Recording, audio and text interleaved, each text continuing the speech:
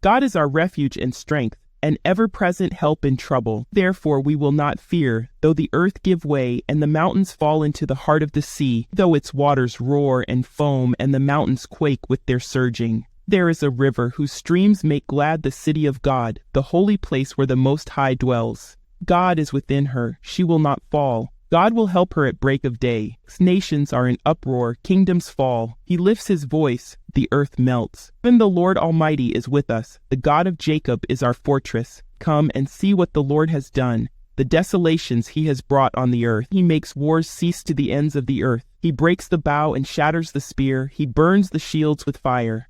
He says, "Be still and know that I am God. I will be exalted among the nations. I will be exalted in the earth. The Lord Almighty is with us." Psalms 46 is one of the most comforting passages in the Bible.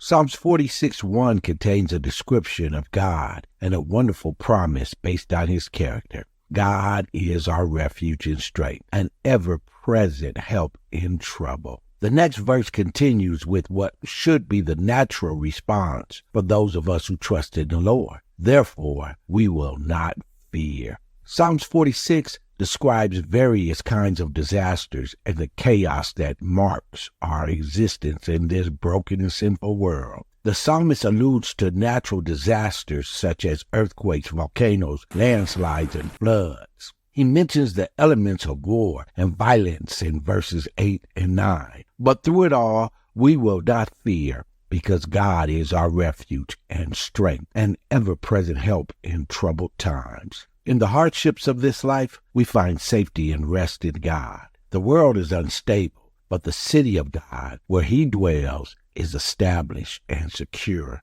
No matter what happens in this world, God will be exalted, and those who are his will ultimately be safe. We can be still and know that he is God. The structure of Psalms 46 is beautiful. Verses 2 and 3, along with verses 8 and 9, describe disasters and trials. But verses 1, 4 through 7, and 10 through 11 describe God's power and safety in the midst of those difficulties of life. So the troubles in life is bracketed by God's promises about his power and safety for those who place their trust in him. These verses of God being with us and for us is an amazing picture, like that of seeing a mother or father who hugs and comforts a fearful and upset child. God surrounds us, protects us, and comforts us as a parent in our difficulties and troubles.